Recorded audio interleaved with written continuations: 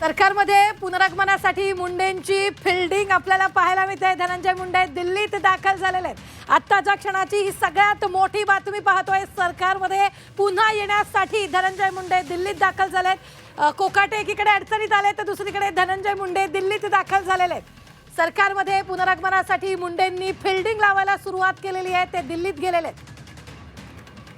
त्यांना देखील मंत्रिपदाचा राजीनामा द्यावा लागलेला होता। मात्र आता जसे कोकाटे अडचणीत आले, धनंजय मुंडेंनी फिल्डिंग लावायला सुरुवात केल्याचं आपल्याला पाहायला मिळतंय।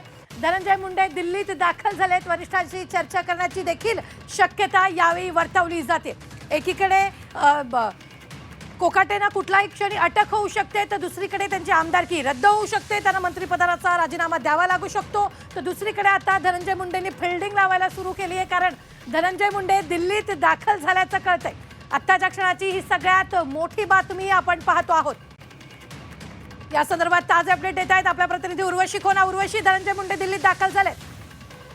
नक्कीच धनंजय मुंडे दिल्लीत दाखल झालेत आणि त्याच्याहून पण महत्त्वाचं म्हणजे हे की ज्या प्रकाराने एका ठिकाणी माणिकराव कोकाटे यांच्या विरोधात वॉरंट निघालं, त्यानंतर राष्ट्रवादीत मोठी हालचाल दिसून येते। कारण की धनंजय मुंडे हे थेट संसदेत पोहोचलेत आणि संसदेत त्यांनी 1 तास जे आहे ते तिथे होते आणि त्यांनी मोठी भेटीगाठी केलीत हेही समजून येत आहे।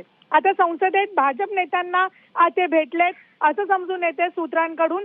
बरोबरच आपण हे पण बघतो की मंत्रिमंडळात आता परत धनंजय मुंडे येणार आहेत का आणि त्यासाठी ही त्यांची फिल्डिंग सुरू आहे का, हा एक प्रश्न कुठे ना कुठे निर्माण होतो। पण नक्कीच एका तासासाठी धनंजय मुंडे राजधानी दिल्लीत पोहोचून थेट संसदेत पोहोचले आणि तिथे मोठ्या जे भाजपचे नेते आहेत त्यांच्याबरोबर भेटीगाठी केली आहेत असं सूत्रांकडून समजतं। धनंजय मुंडेंचा दौरा पूर्वनियोजित होता की अचानक धनंजय मुंडे दिल्लीत आलेत उर्वशी?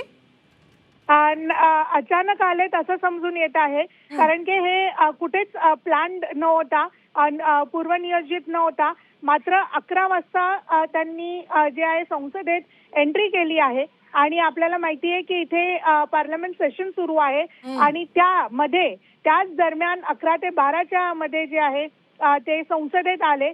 त्यांनी भाजपच्या काही नेत्यांना ते भेटलेत असं समजतं आहे आणि एका तासानंतर ते संसदेतून निघून गेले। भाजपच्या कोणत्या नेत्यांना भेटले, कोणत्या नेत्यांशी चर्चा केली, त्या संदर्भात काही अपडेट उर्वशी?